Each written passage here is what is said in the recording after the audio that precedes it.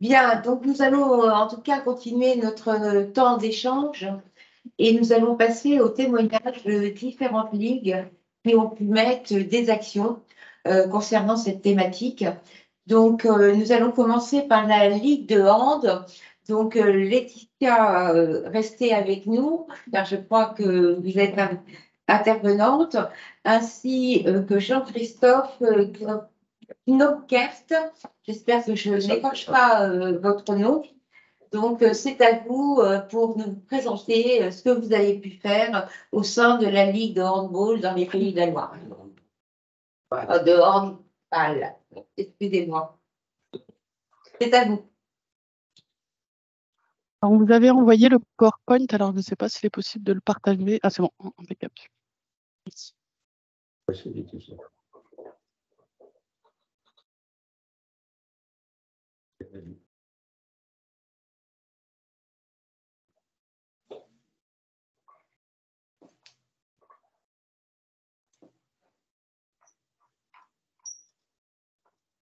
L'écran est fait, donc vous pouvez commencer. Laetitia, je te laisse prendre la parole en premier.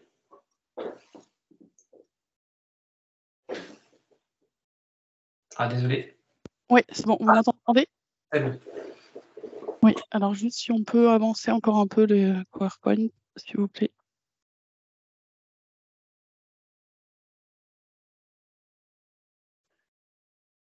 Alors, moi, je suis Laetitia Svet, donc j'ai une double casquette parce que je suis au bureau directeur de la Fédération française de handball, en charge de tous les événements de la fédération, et également référente intégrité sur les Pays de la Loire, donc élu, et avec Jean-Christophe qui aujourd'hui est le salarié. Donc là, on est bien sur un binôme homme-femme. Donc du coup, on a les hommes et des femmes qui gèrent ce dossier intégrité. Alors, est-ce que vous m'entendez bien?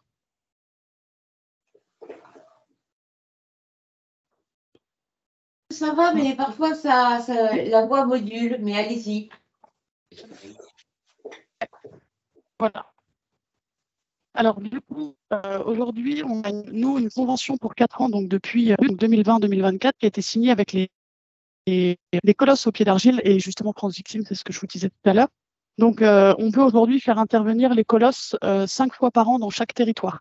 Donc, nous, les territoires, les Pays de la Loire, sont aujourd'hui, on a la Vendée, la Loire-Atlantique, la Mayenne et la Sarthe. Voilà.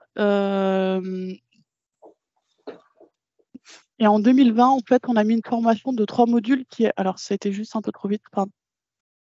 Il y a 3 modules qui ont été faits aux référents territoriaux, qui a été fait par la fédération, afin de mettre en place des référents territoriaux sur chaque territoire. Donc, ces référents sont composés d'un élu du territoire et d'un salarié. Ils sont regroupés, en fait, on est regroupés sur un séminaire de 2 jours afin de parler des problématiques et des bonnes conduites à tenir et de se mettre à jour sur toutes les actions qui peuvent être mises en place et surtout des échanges entre territoires sur ce qui se passe. Voilà. Et chaque club a reçu une documentation concernant le colosse au pied d'argile afin de sensibiliser tous les acteurs de notre sport. En 2021, donc ça, c'est Jean-Christophe qui en reparlera un petit peu plus, mais nous, on a eu l'attestation d'honorabilité qui a été mise en place pour tous les licenciés de plus de 16 ans ayant un rôle d'encadrant dans la vie du club. Il y a également une cellule de signalement fédérale qui a été créée et qui se charge d'informer les instances et enclencher une procédure civile si jamais la procédure va au pénal, et la fédération se porte partie civile. Et depuis 2022, la fédération a pris une assurance afin que les frais juridiques des victimes soient pris en charge ainsi que l'accompagnement psychologique.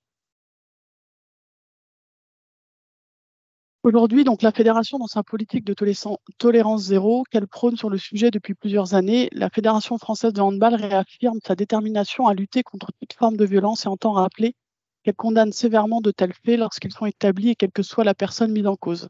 Donc, ce slide arrive au bon moment parce que vous avez dû tous entendre parler de l'affaire de Bruno Martini, qui est le président, donc maintenant l'ancien président de la Ligue nationale de handball, qui vient d'être aujourd'hui jugé pour des faits aujourd'hui des faits graves, et du coup la fédération aujourd'hui félicite déjà tout ce qui est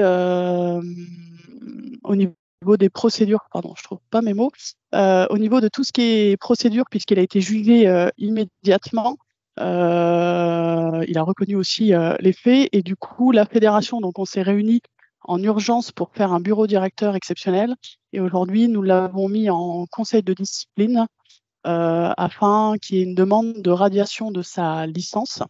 Donc aujourd'hui, je le répète, le président de la fédération et la fédération, en fait, dans sa politique de tolérance zéro, a su mettre en œuvre par rapport à ce cas-là, à ce qu'aujourd'hui on soit, on va dire, de tout cœur avec la famille et qu'aujourd'hui on ne tolère pas ce genre de violence sexuelle, en tout cas dans le handball. Et sur ce cas-là, nous n'avons pas pu nous porter partie civile puisqu'il a été jugé aussitôt. Donc comme il y a eu un jugement, la fédération ne peut pas se porter partie civile.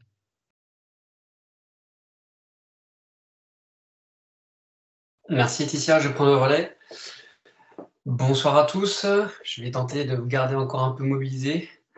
Je me présente, Jean-Christophe Noca, donc je suis conseiller technique sportif auprès de la Dragesse de Nantes, donc placé auprès de la Fédération française de handball. Et donc je suis donc le binôme de Laetitia qui vient d'intervenir juste avant moi, donc cadre d'État. Et donc, en toute logique, plutôt en droite ligne sur les politiques publiques, notamment de lutte contre les violences. Je vais vous présenter, alors juste un instant, n'allez pas trop vite, si vous pouvez juste suivre mon rythme et tout le moins me laisser vous demander de passer d'une diapo à une autre, ça me permettra de gérer le timing. Donc mon propos va plutôt se destiner pour vous à l'aspect opérationnel des choses, parce que quand vous parlez de la politique fédérale, naturellement, il y a des grands principes, des intentions assez fortes et martelées notamment pour une présidente de fédération, mais maintenant c'est comment nous, localement, cette politique nationale prend forme sous différentes manières pour que progressivement la culture et les comportements puissent évoluer de manière positive. Donc nous, tout du moins, on va essayer de traduire 2 enjeux nationaux qui sont, pour le premier, sensibiliser la population. Donc naturellement, nous, on va toucher directement les handballeurs, mais qui sont avant tout et surtout des citoyens. Et donc les sensibiliser à toutes les formes de violence, et notamment les violences sexuelles. Je vous ferai un petit encart sur la dimension des bizutage, parce que nous sommes aussi responsables de structures d'entraînement qui sont exposées au phénomène de bizutage. Donc l'enjeu, c'est que les gens, notamment les licenciés de handball, soient sensibilisés au sujet et prennent conscience du phénomène pour se l'approprier et s'approprier les bons comportements. Ensuite, la deuxième chose qui va essayer de prendre forme localement, c'est la dimension opérationnelle sur les licenciés, sur l'accompagnement des victimes. Comme l'a précisé juste avant Laetitia, nous avons été sensibilisés. Peut-être que le terme de former serait un propos un peu trop appuyé, mais on a au moins été sensibilisés sur l'accueil de la parole de la victime et tout du moins l'accompagnement vers des personnes compétentes, comme c'est indiqué tout à l'heure par l'intervention.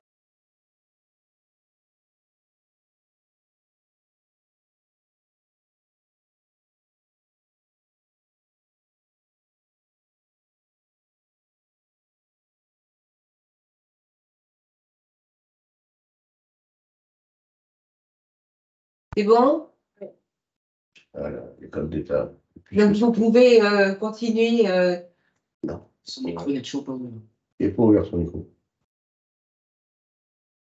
Nous avons un problème de micro. Moi, je peux. Voilà. Ah, mon micro était coupé. Voilà, vous m'entendez à nouveau. Donc là, c'est bon. Oui, tout à fait. Et alors là, ma question, c'est est-ce que vous pouvez passer à la diapo suivante, s'il vous plaît? Super, merci beaucoup.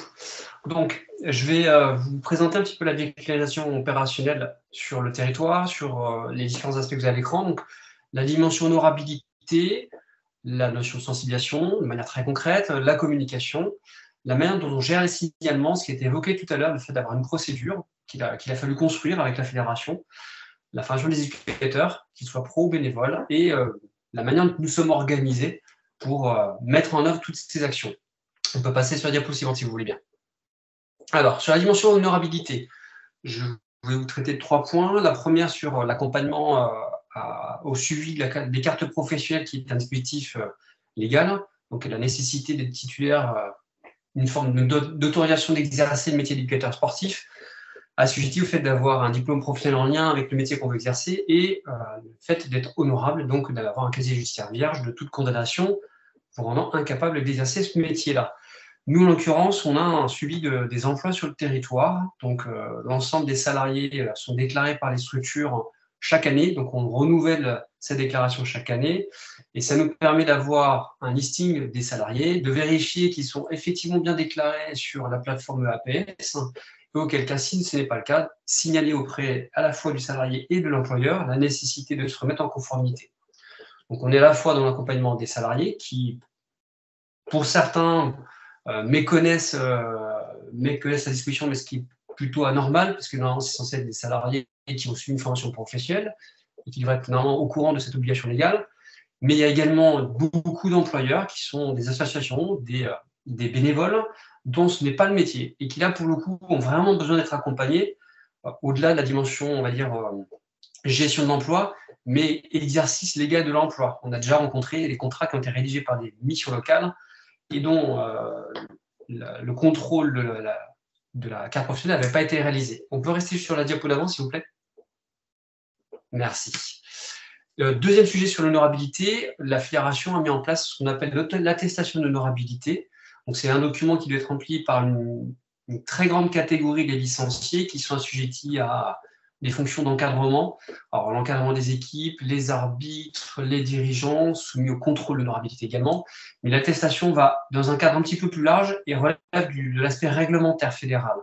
Alors, ça peut paraître anodin, comme ça, on pourrait se dire, on peut attester et mentir sur l'attestation, mais tout du moins, l'esprit, c'est surtout que la fédération est un outil à sa disposition pour sanctionner les personnes qui auraient effectivement sur leur casier judiciaire des condamnations. Donc, en fait, on va condamner, nous, d'un point de vue fédéral, les fausses déclarations. Parce que sans ça, nous n'avons aucun moyen réglementaire pour sanctionner les personnes qui sont sanctionnées pénalement pour des faits répréhensibles sur notamment les violences sexuelles. Donc là, en l'occurrence, c'est les clubs qui doivent positionner au moment de la création de la licence ou au renouvellement de la licence le statut de la licence. Est-ce que c'est quelqu'un qui relève de la catégorie encadrant ou pas? Mais en très grande majorité, la plupart des licences sont concernées. La seule personne, on va dire, dans un club qui n'est pas concerné, c'est le pratiquant seul, qui n'exerce aucune fonction bénévole dans le club. Et ensuite, tous les clubs ont sur un journal de bord informatique de leur club qui permet d'administrer les licences, on rappelle hebdomadaire du nombre de personnes qui apparaissent sur les feuilles de match, mais qui donc sont assujetties à l'attestation d'honorabilité, mais dont laquelle n'est pas pour l'instant renseignée. Donc, pour l'instant, on est dans un processus pédagogique, parce que depuis 2 ans, en fait, les clubs sont informés, accompagnés, sensibilisés à la nécessité de se mettre en conformité et de mettre en conformité leurs licenciés qui sont concernés. À partir de l'année prochaine, on va rentrer dans la dimension punitive. Le règlement prévoit, en l'occurrence, 2 typologies de sanctions. Une sanction à l'encontre du club, donc une sanction financière, pour toute présentation d'un officiel, d'une personne encadrante qui n'a pas d'attestation d'honorabilité sur une feuille de match, et une sanction individuelle et disciplinaire pour les personnes qui apparaissent sur des feuilles de match et qui n'ont pas d'attestation d'honorabilité, sachant qu'il y a une échelle de sanction qui est prévue de l'avertissement pour des manquements, on va dire, mineurs à des radiations, comme c'est le cas en l'occurrence pour William Martinet, comme on l'a évoqué tout à l'heure. Donc ça, c'est l'outil. Alors nous, on a ce qu'on appelle la feuille de match électronique, hein, c'est toutes les compétitions qui se déroulent tous les week-ends, sont assujetties à la déclaration numérique de l'ensemble des intervenants, donc les pratiquants, les encadrants, les arbitres, les officiels de table, tout un ensemble de personnes qui sont assujetties à l'attestation d'honorabilité. On peut passer à la diapo suivante. Merci beaucoup. Donc, les actions de socialisation, dès lors qu'on a lancé le projet localement avec Laetitia et l'ensemble des structures que sont la Ligue et les 5 comités, on a essayé de raisonner, d'une part, une entrée par l'action et essayer de se mettre un objectif qui est développer des actions durables et de proximité. Durable pour ne pas être dans l'effet communication, parce que ce n'est pas du tout notre souhait. L'enjeu, c'est de faire une évolution culturelle, donc ça va mettre du temps, donc il faut s'installer dans le temps. Donc, il faut viser des actions qui soient répétitives dans le temps, et de proximité, parce que c'est des sujets qui, malheureusement, enfin, tout du moins, n'attirent pas forcément les foules. Et a fortiori, si c'est loin de chez soi, les gens ne feront pas l'effort forcément de se déplacer. Alors, bien sûr, il y a l'outil numérique, mais malgré tout, pour ces sujets-là, il faut aussi passer par le contact humain, voir les gens, en débattre. Et donc, l'enjeu, c'est d'utiliser des supports physiques présentiels pour qu'on puisse faire de la sensibilisation. Les cibles que l'on s'est données actuellement, alors, une entrée un petit peu peut-être réduite, mais tout du moins, c'est au travers des structures d'entraînement. On a un territoire qui dispose en fait de 2 pôles espoirs et d'une bonne vingtaine de sections sportives, qu'elles soient en collège ou en lycée. Donc, l'entrée qu'on a souhaité mettre en place, c'est d'essayer de mettre en place des actions de sensibilisation de nos partenaires, à savoir Colloque au pied d'argile, pour tout ce qui est plutôt de l'ordre de la violence sexuelle, mais également de login prévention, qui est plutôt sur toutes les violences numériques. Donc, chaque année, on essaie de passer dans les structures, enfin, pas dans l'ensemble des structures, mais on essaie d'avoir une utilisation assez régulière de 5 interventions possibles dans notre territoire sur un maximum de structures d'entraînement, sachant que sur chaque structure, on essaie de toucher naturellement les jeunes de la structure, mais on essaie de l'ouvrir aux élèves des établissements scolaires support, excusez-moi, je mâche mes mots.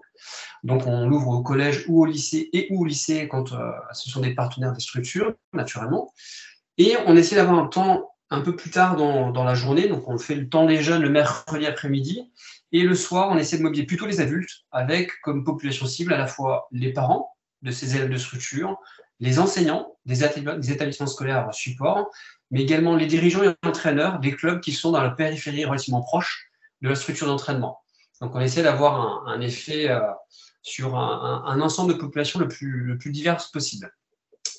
Et donc, les thématiques, comme je l'évoquais, elles sont en lien avec les conventions qu'on a au niveau national, donc Colloque au pied d'argile sur la violence sexuelle et login prévention sur les violences numériques. On peut passer sur la diapositive suivante, s'il vous plaît. Merci. Alors, sur la communication, très simplement, matériel, on a distribué lors de la semaine générale tous les clubs une manette Colloque au pied d'argile qui donne des indications sur les comportements à tenir. Sur le numérique, on a une promotion des supports de communication nationaux, des campagnes de communication de la fédération, mais également de toutes les actions qu'on mène nous localement. Et d'un point de vue institutionnel, on essaie de faire de la promotion sur l'ensemble des moments d'intervention et on est dans le projet de concevoir des supports de com autour de la prévention et de la lutte contre les violences sexuelles, notamment. Je continue, je sais qu'il ne nous reste plus beaucoup de temps, donc je vais essayer de vous donner les différents éléments. On peut passer sur la diapo suivante. Sachant que le document, alors là, on est allé un petit peu vite. On a fait 2 diapos d'un coup, mais ça va être relativement rapide. Si on peut remonter un coup après. Il y a quelque chose qui a bugué. C'est pas grave.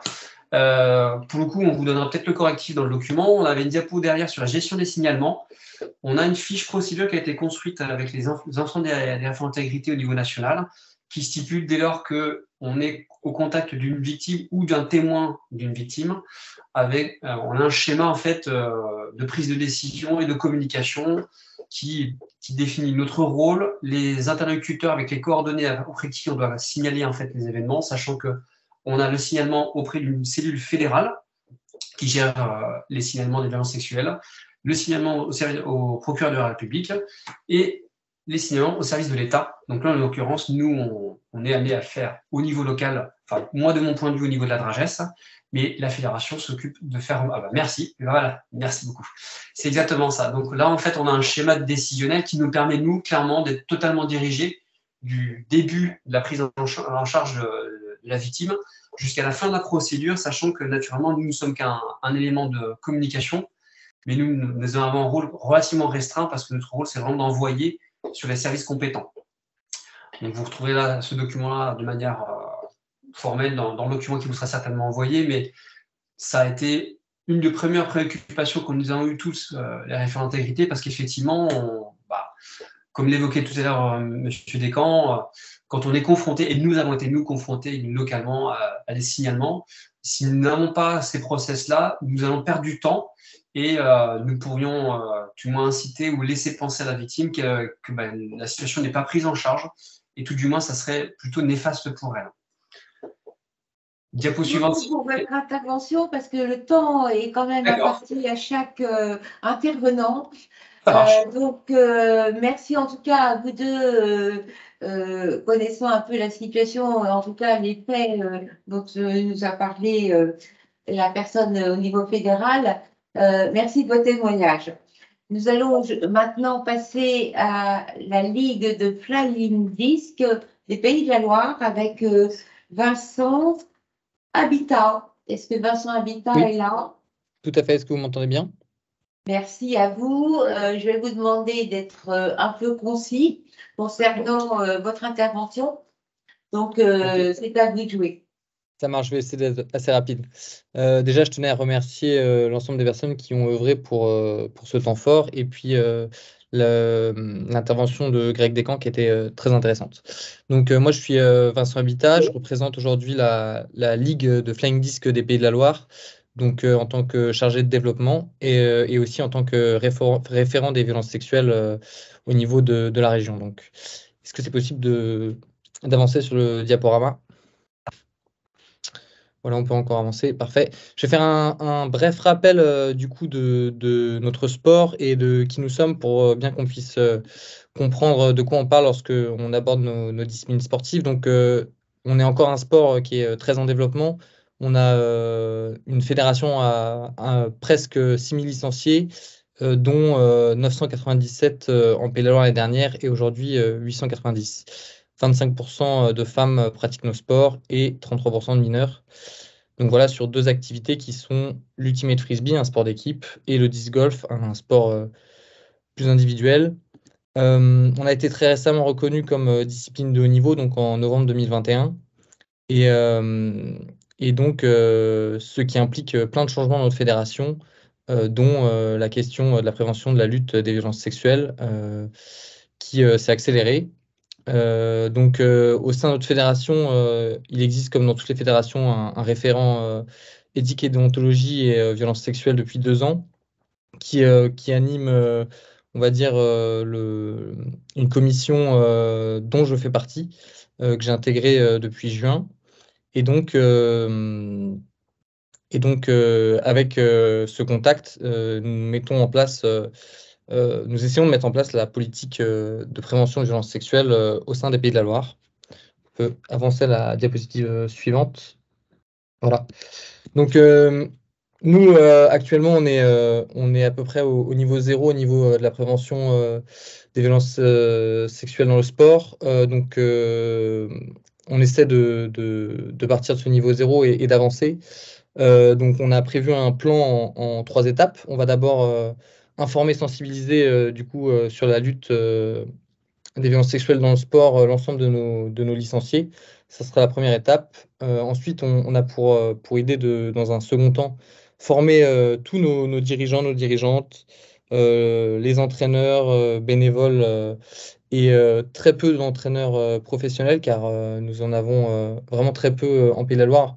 On peut en compter 4, donc on va essayer de les former, mais notre priorité, c'est vraiment l'ensemble de nos adhérents. Et puis, dans un troisième temps, on va essayer de mobiliser les différents acteurs des Pays de la Loire en rapport avec le Flying Disc et pour voir ce qu'on peut faire et surtout mettre en place de nouveaux outils. Alors, on a eu plein de nouvelles idées donc, suite aux différentes interventions sur les outils qu'on peut mettre en place. Et donc, dans ce troisième temps, nous verrons tout ce qu'on peut faire. On peut passer à la diapo suivante. Voilà, donc pour l'instant, les actions concrètes. En 2023, on veut surtout en fait créer un guide pour sensibiliser un maximum de monde. Donc, on est en cours de rédaction sur ce guide et on souhaite le publier d'ici la rentrée en septembre 2023. Donc, je rentrerai un peu plus dans le détail de ce guide, mais donc ce sera une première sensibilisation qui permettra de toucher un large échantillon de personnes dans notre ligue, mais également aussi dans notre fédération, car actuellement, il n'existe pas encore d'outils au sein de notre fédération et nous voulons travailler en association avec notre fédération pour ce guide. Ensuite, sur l'année 2024, on veut profiter donc de la publication de ce guide et de son impact pour mettre en place des formations. Donc, notre fédération prévoit d'inclure un module sur les violences sexuelles dans les formations fédérales de niveau 1 et 2. Donc, nous sommes en capacité de dispenser. Et donc, nous voulons intégrer une partie là-dessus. Et évidemment, nous voulons aussi faire peut-être intervenir des personnes extérieures qui sont plus compétentes que nous sur le sujet. Donc, on se renseignera sur les différents intervenants qui pourront venir à ce moment-là. On peut avancer sur la suite. Donc voilà, notre guide, il va être divisé en 3 parties. Globalement, on va avoir une première partie assez générale sur tout ce qui va être historique, les chiffres, qu'est-ce qui se passe exactement au sujet des violences sexuelles en France, parce que aujourd'hui, notre population, on va dire, n'a aucune connaissance, je pense, de ces différents enjeux. Ou alors, si elle en a, c'est par le biais du ministère des Sports et non par notre fédération et donc notre ligue.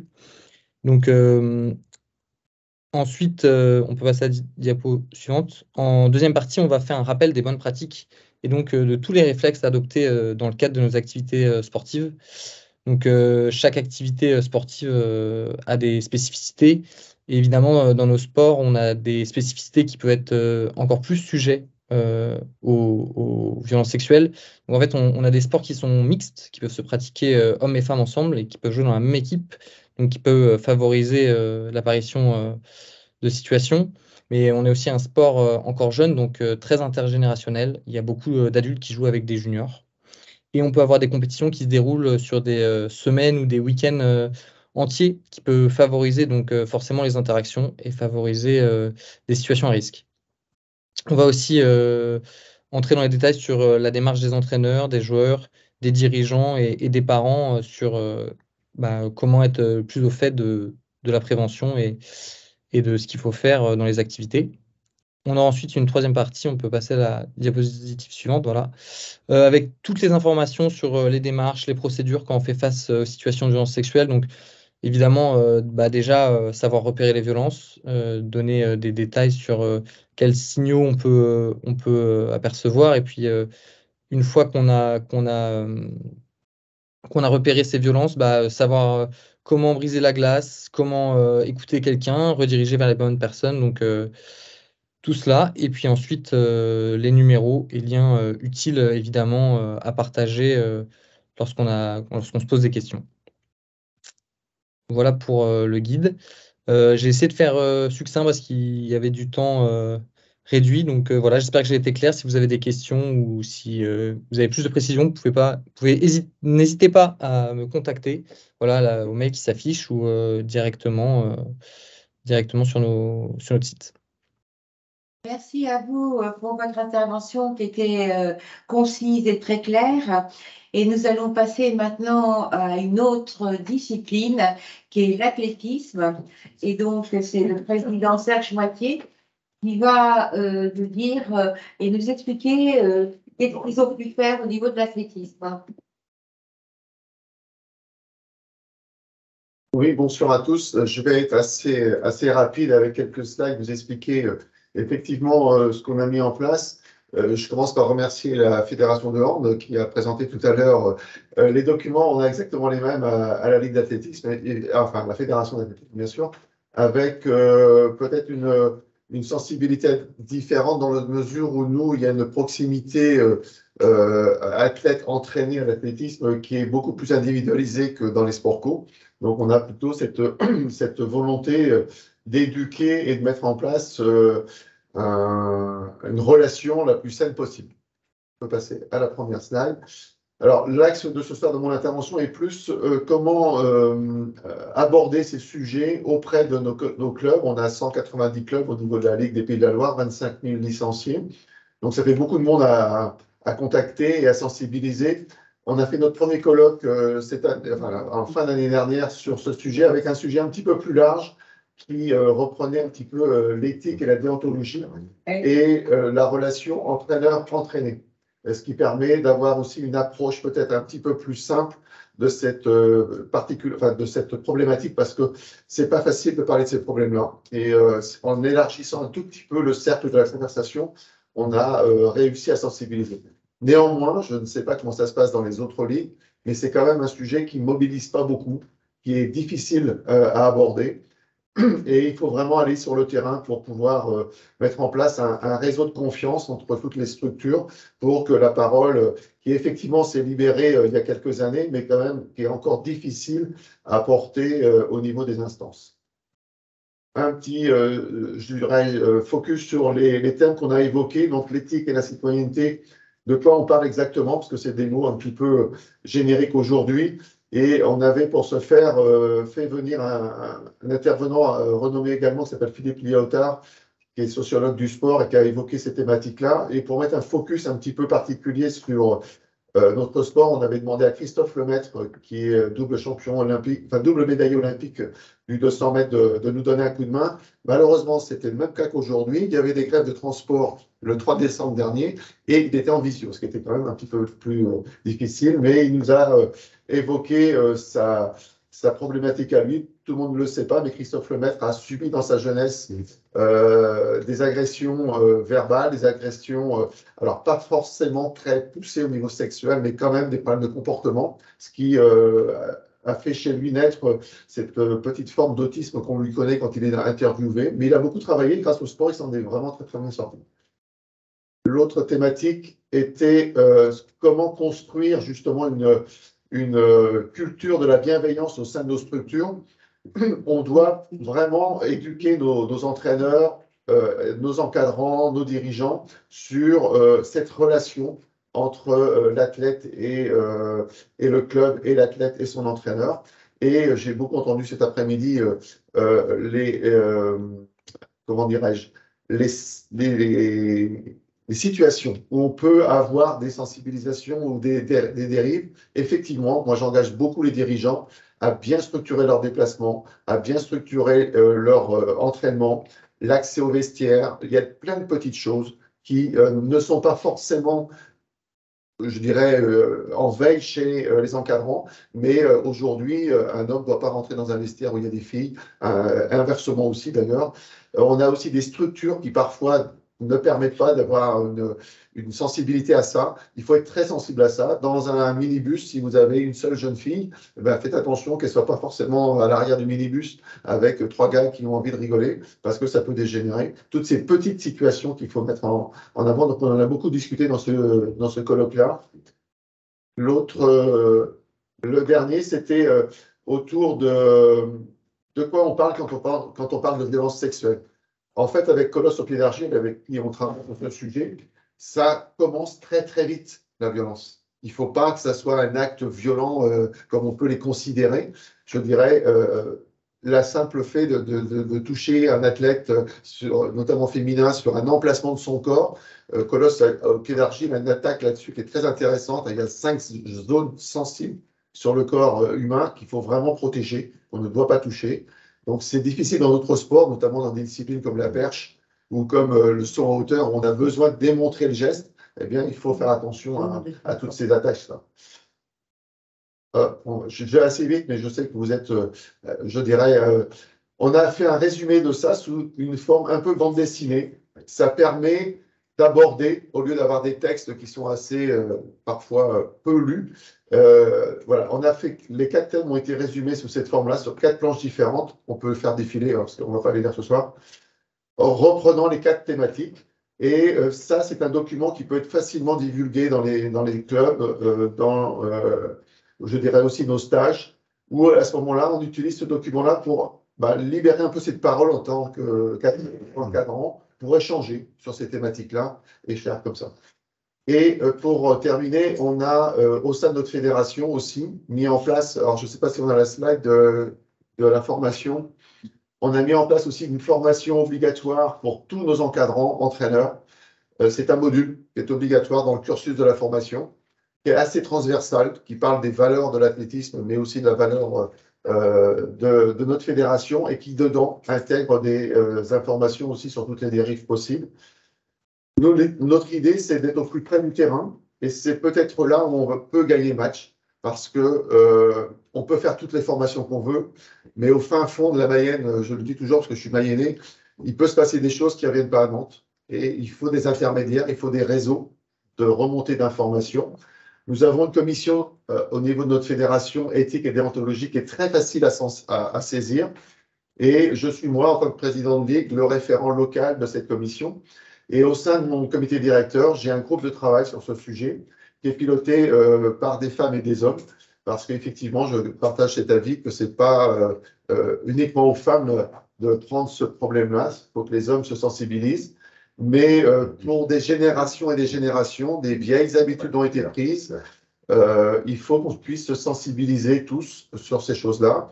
Et le dernier point, c'est, je dirais, notre vigilance à nous.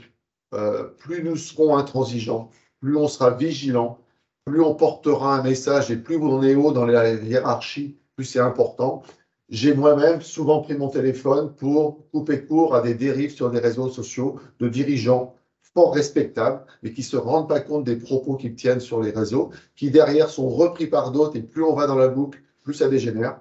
Eh bien, nous, dirigeants de haut niveau, il faut qu'on prenne notre téléphone et pour stopper ces manœuvres-là, parce qu'effectivement, c'est là où on va faire naître l'idée que tout est permis et qu'on peut dériver comme ça pendant des jours et des jours, ne serait-ce que le respect entre nous, les dirigeants. C'est très important aussi, parce que c'est laisser l'idée que si nous, on ne se respecte pas, eh bien, les entraîneurs peuvent en faire de même. Et puis, dès que j'ai une information, même si elle est mineure à mon sens, je n'hésite pas à communiquer dessus qu'on a mis en place une procédure contre cette personne ou pas, sans divulguer les noms, bien sûr, mais il faut le faire savoir. Plus on fait savoir que c'est pas possible, plus on fait savoir que nous aussi, on peut savoir aujourd'hui, eh bien, je pense que les prédateurs ou ceux qui ont des comportements dérivants vont faire attention. Hein. C'est difficile pour une victime de parler. Mais c'est aussi difficile, on l'a relaté cet après-midi, aux dirigeants de parler. Il ne faut pas avoir de culpabilité à dénoncer un entraîneur ou à dénoncer un comportement d'un parent et autres. Et en même temps, il ne faut pas faciliter les choses non plus. C'est trop facile pour un dirigeant de dire à l'entraîneur, tiens, ramène cet athlète-là qui est en retard, ses parents ne sont pas là ou autre. Ouais, mais là, c'est prendre des risques, évidemment. Hein. J'ai vu trop de déplacements, moi je les interdis maintenant, où il n'y avait que des hommes avec des ados féminines. Ça, c'est terminé. Il faut vraiment être vigilant là-dessus. Et pourtant, ça arrive. Hein. J'ai des collègues de club à qui ça arrive encore régulièrement. C'est des parents aussi. C'est quand même incroyable. Des parents qui laissent leur athlète à 1 kilomètre du stade, toute seule. Elle va à l'entraînement. On ne sait pas ce qui peut se passer sur le chemin. Tout ça, c'est de la vigilance et de l'information permanente. Donc, arrêtons peut-être les grands discours, soyons sur le terrain et en parler plus régulièrement. Et pour terminer, je pense que ce combat est long à mener. Il y a une vraie sensibilisation. Attention au focus aussi, à mon sens, trop important sur les violences sexuelles. Plus on parle de mots forts, plus on ferme le dialogue. Nous, on veut l'intégrer dans un discours général d'éthique et de déontologie, parce que c'est un phénomène grave, mais plus on va fermer la parole, plus on va s'enfermer dans un discours un petit peu difficile. Donc voilà, travaillons tous ensemble à sensibiliser. Merci de votre écoute. Merci Serge pour ton intervention.